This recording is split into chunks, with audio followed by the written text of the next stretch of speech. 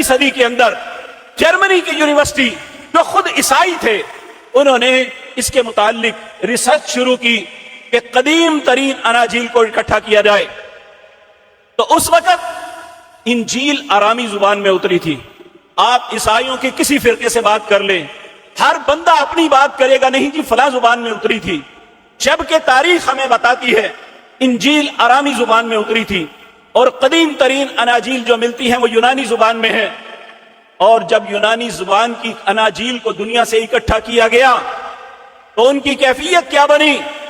اس کا ڈائریکٹر خود لکھتا ہے کہ 300 اناجیل کے اندر 2 لاکھ لفظ اور آیات ایسی تھی جو ایک دوسرے سے مختلف تھی.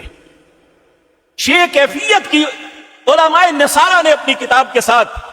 اب اس کے بعد اللہ نے اپنے حبیب کریم جناب محمد الرسول اللہ صلی اللہ علیہ وسلم آپ پر نبوت، آپ پر اپنا انعام نازل کیا.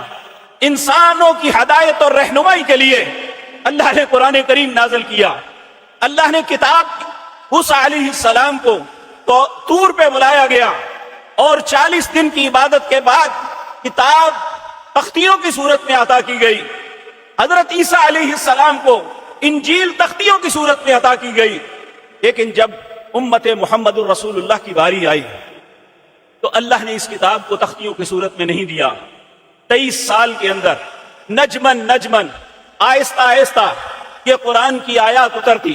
سیدنا عبداللہ بن مسعود رضی اللہ تعالی عنہ بیان کرتے ہیں کہ اللہ کے نبی پر جب وحی نازل ہوتی، آپ پہ قرآن کی آیات اترتی، آپ مردوں کی جماعت کے پاس آتے، انہیں پڑھ کے سناتے، ہم ان آیات کو یاد کر لیتے اور جب تک 10 آیتیں ہم یاد کر کے پھر اس کے معنی کو معلوم کرتے. نبی کریم ثم ان علینا بیانا، اللہ نے صرف قرآن نازل نہیں کیا بلکہ اس کا بیان بھی سکھایا. نبی کریم صلی اللہ علیہ وسلم نہ صرف قرآن کی آیات کی کو سکھاتے نہیں تھے بلکہ اس کی تفاصیل بھی بتاتے تھے.